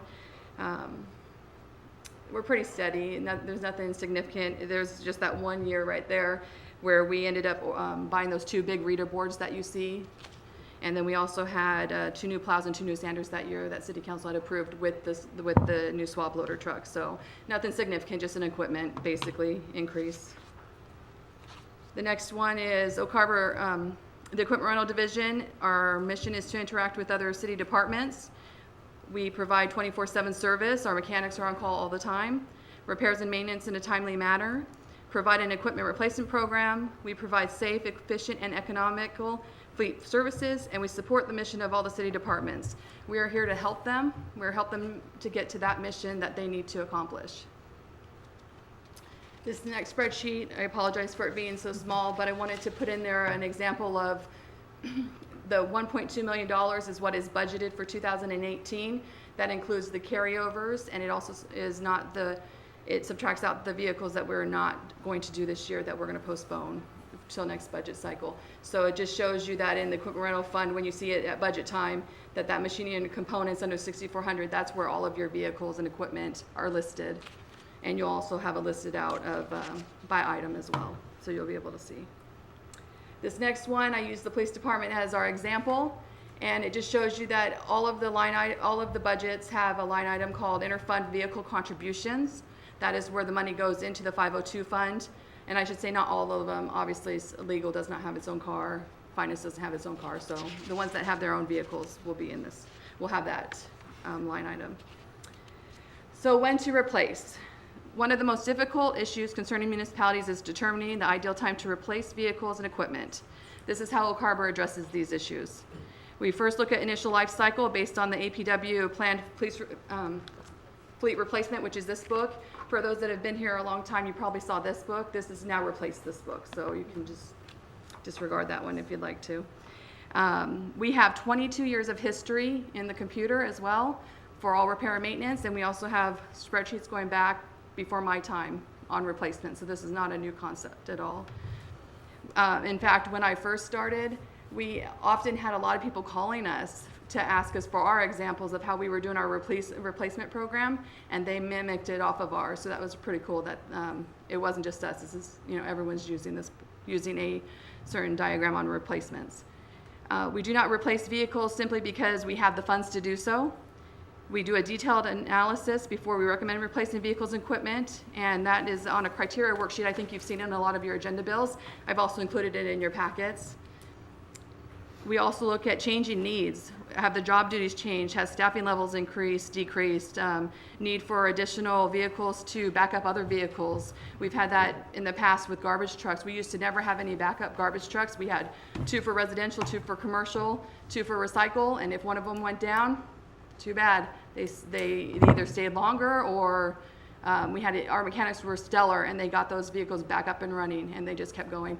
We were able to implement a backup system many years ago actually, where we took the best of the replaced truck and put it as a backup, and then we had our 2 new trucks, and we do that now as a cycle. So every time we get rid of 2 vehicles, say garbage trucks, we keep the best of the best, we get rid of that backup one, and we keep rolling.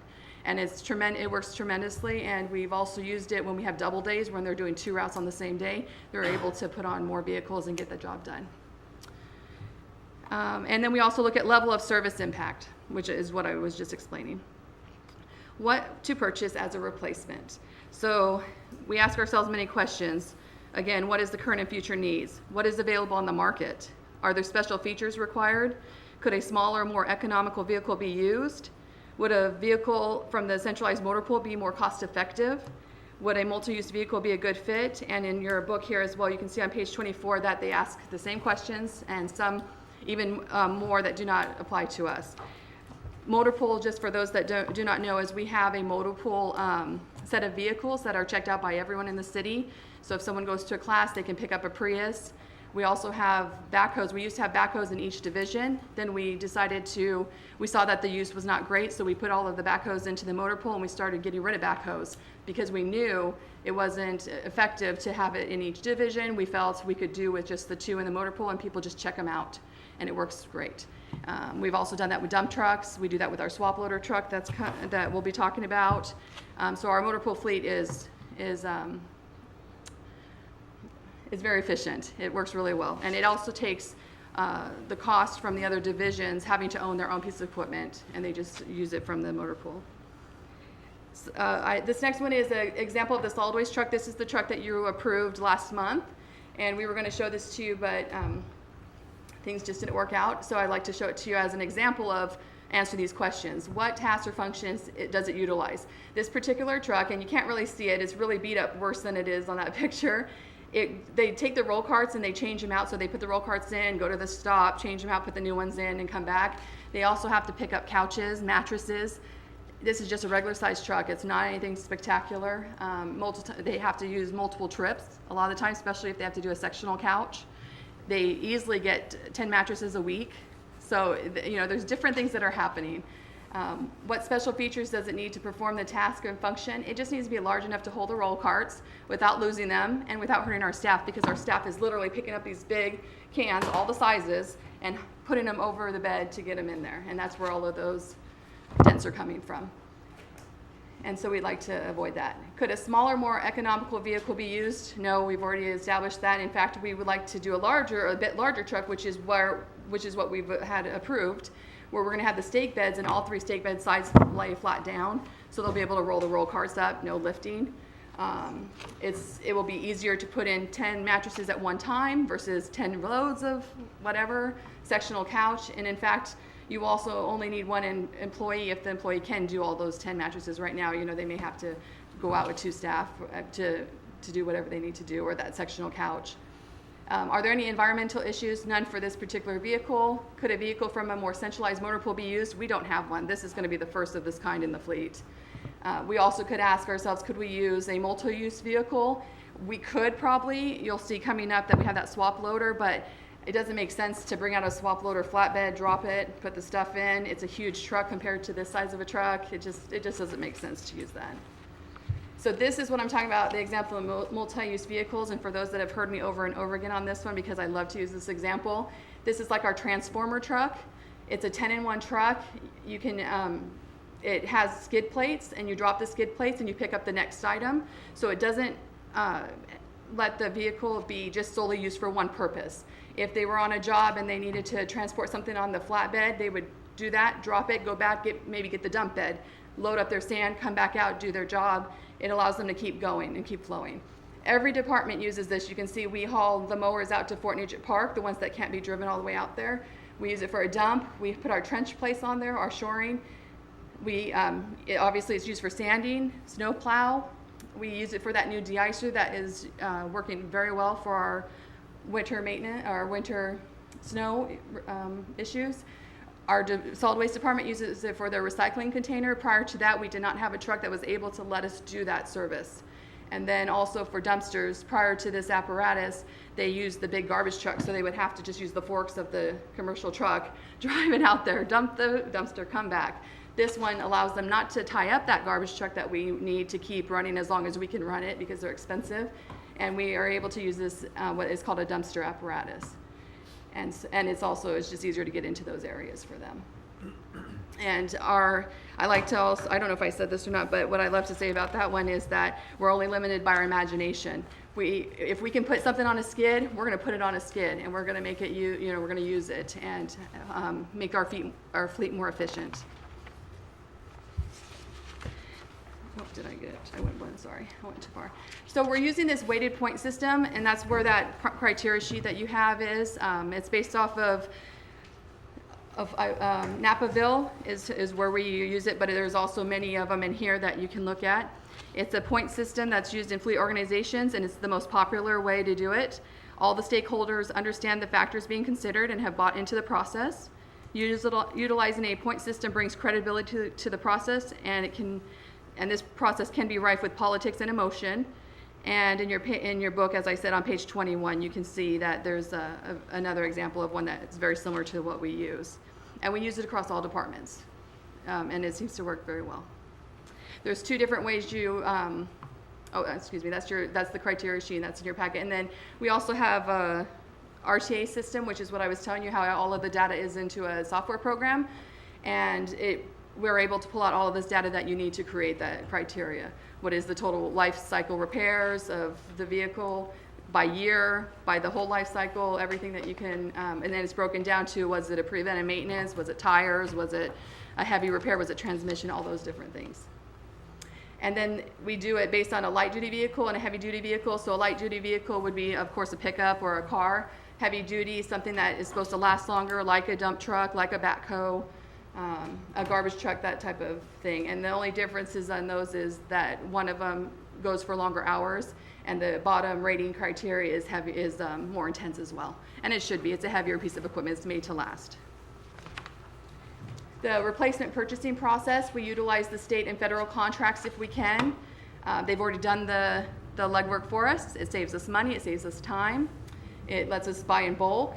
The interlocal purchases and agreements, those are amazing. We've been using those for a long, long, long time, even before the Attorney General made the determination that you had to have it in place prior to going out to do your interlocal. Now you just have to have it in place by the time you award it. So we've been using them for a long time. We have them with all the big cities, Tacoma, Everett, all of that. So we can get the power of them behind us. Bids, we do the formal bids like Anna was talking about, anything over $30,000. If we cannot use a state contractor or purchasing, or it just doesn't fit our needs, we'll go out and do a formal bid. We'll write the bid specs, we'll solicit, we'll award, the whole process. And then we also use sole source. Sometimes there's just that one piece of equipment that only one person can provide, and we have that opportunity to use that purchasing tool as well, which is, we've used it many times. Additions to the fleet. The 502 funds are not used to purchase additions to the fleet. The budgets, or the departments themselves, have to budget it first, then it gets turned over to equipment rental, and then the replacement process begins at that point. A great example is in this budget, and what we're working on currently is a forklift for the wastewater treatment plant.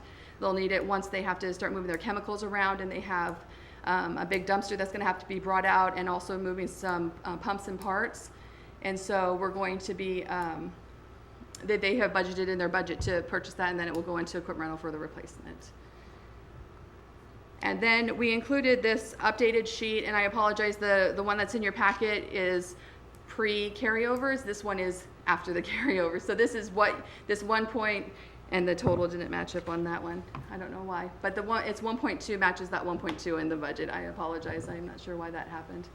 But it shows you in the dark blue, all of those items were actually budgeted in 2017. We did not get to them, so they got brought over to 2018. And all the light blue ones are the ones that are actually scheduled for this year.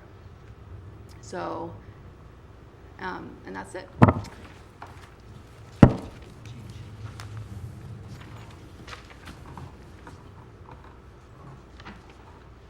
So, council? Yes, Councilor Larson.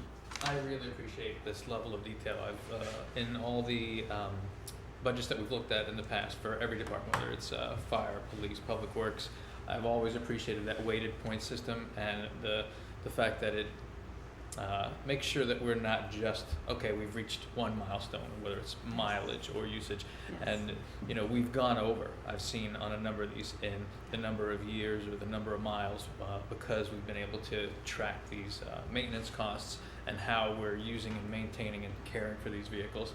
And so I just appreciate the level of work that goes into this, what you've put in process or in place.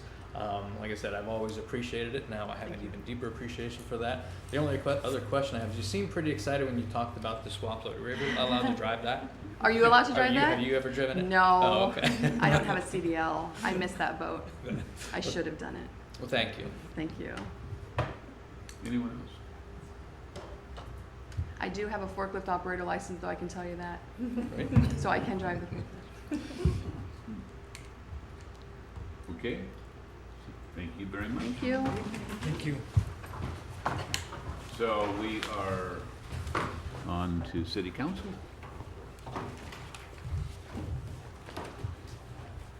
Anybody got any? Yes. Mayor Pro Tem. I've been hearing a lot more about some of our homeless encampments that are within the city, and the property owners are incurring a great cost to try to get it clear. And one of the properties, I forget how much is in the city, how much is it, the county said, no, you can't clear this, you have to have hazmat suits and you have to do this because there's poop on the ground and there's needles and it's like, but I have my employees and we can go out and just clean it up, and they wouldn't let them. So it just seems like this is becoming more of a problem, and the citizens didn't ask them there, and they're dumping stuff on their property. And is there anything, or, I mean, they maybe want to be arrested because then they get a shower and a bed and food, and we know that sometimes they come in with an abscess tooth and then we're responsible for fixing it. I mean, it's a round robin and it's getting very vicious, and you know, there's kind of, I don't know, is there anything? I'm just throwing it out. More and more people are talking about, or they're witnessing people see X at Higgins or Safeway parking lot, and they'll go, is there anything I can get you today? They do it on a set day, and they go, oh yeah, I've already been in there. This beer is on sale for this, and the smokes are this, and I could use some bread, and I could use, and the person goes in, comes out, and hands it to them. And the way the conversation is going, it's a regular thing. You can't prevent someone from giving something to someone, but the trash that ends up on people's property, and they don't know it's there unless they start to look, and now it's becoming a regular system where they are spending hundreds and hundreds of dollars trying to clean it up.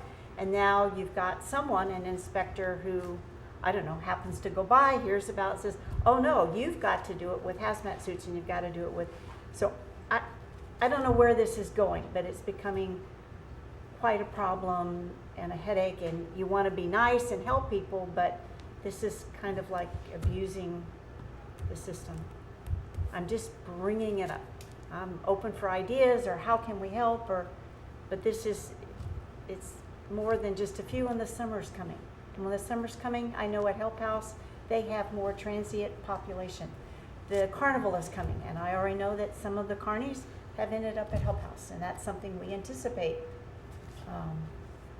in working with them. So, but is there anything? Anybody have any ideas? Is there any legislation? I mean, is there anything that can help, or is this just something we're going to drown in? I'm just throwing it out. Anyone want to tackle that? Maybe it's something, Councilor.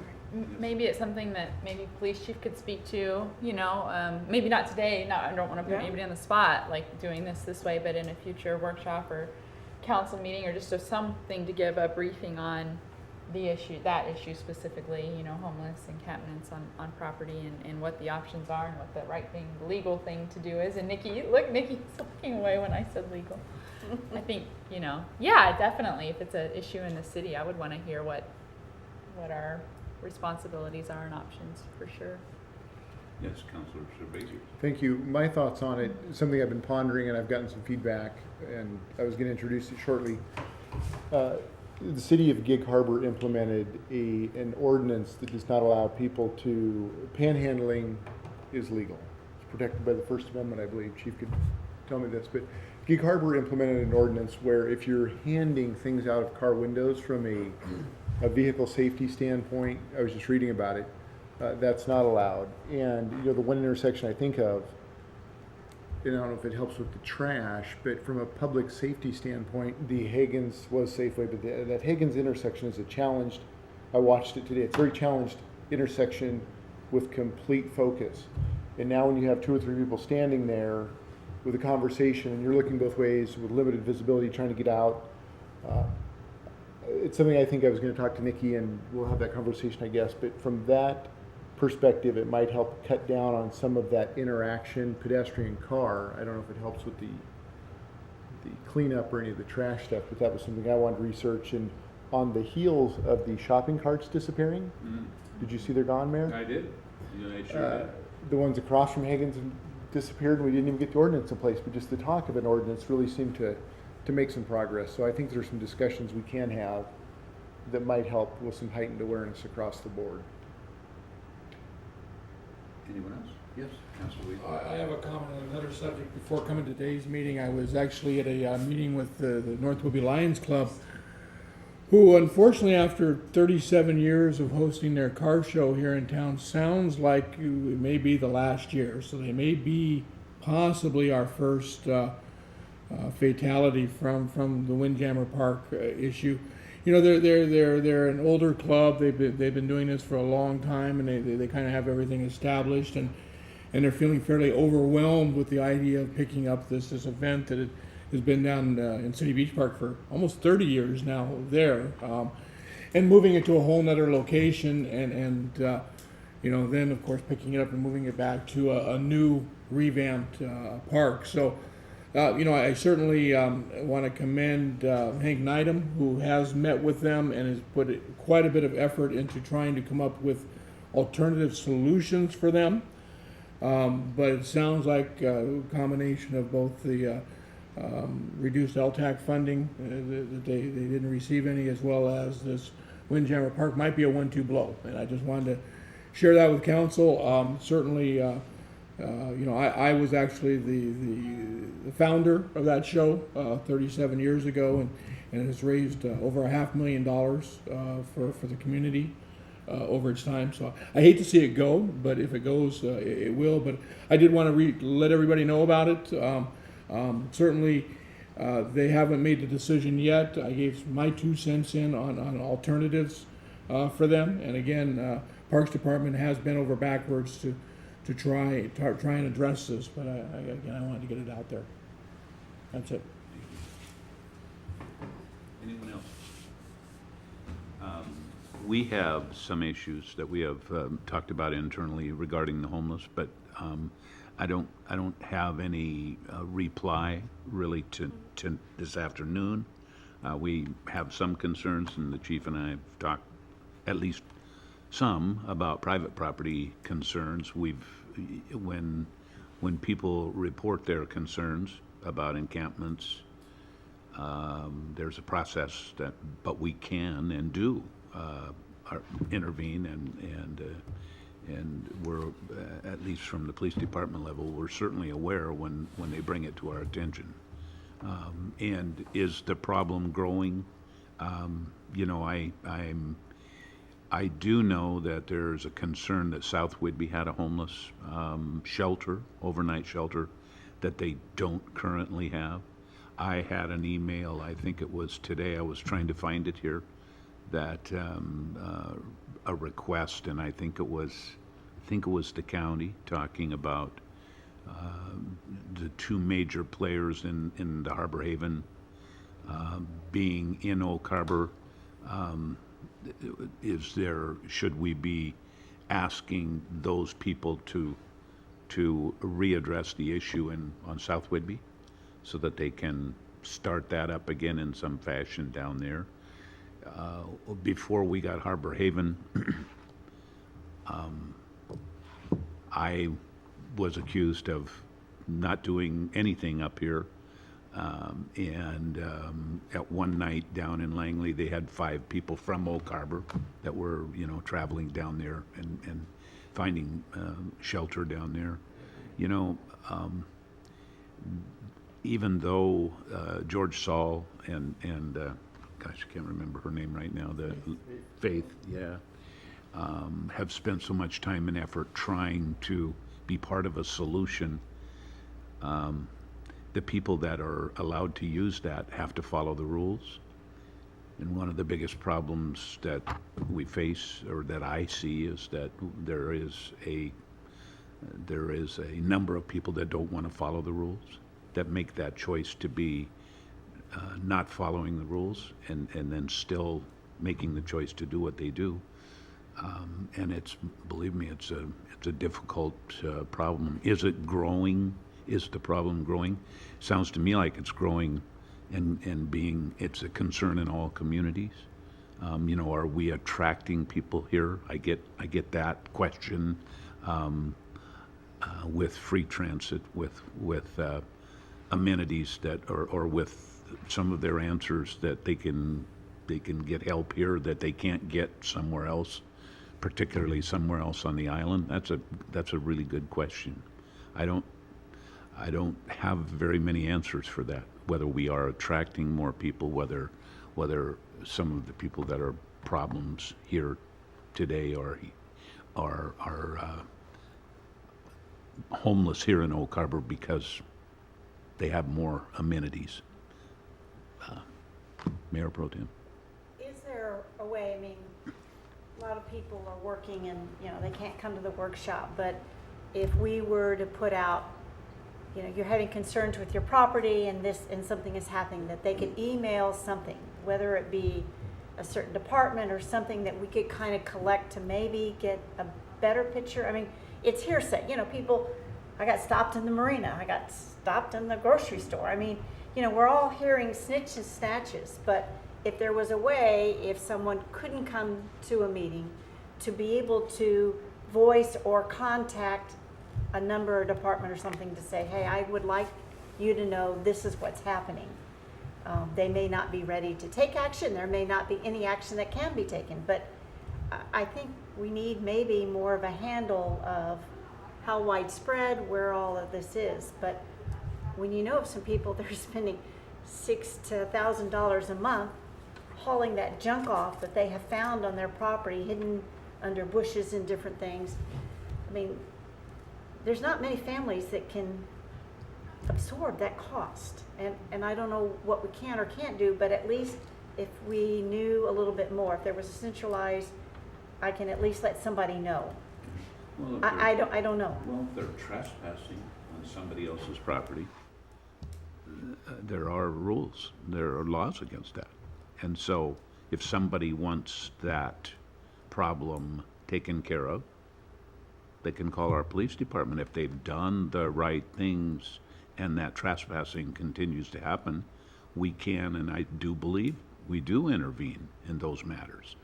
I think some of the problems that you hear about are related to absentee ownership. And that happens probably more often than not. And when that property owner finds out about it, it could have, you know, they could have been using it for months. And I get as frustrated as anybody else. You can have a garbage container 5 feet away and they won't use it, you know? I mean, that's a really crummy thing. Anyway, you know, I'd be happy to try to learn more, and I don't want the chief, we're not going to run you out of here, are we? No, I'm just stretching out.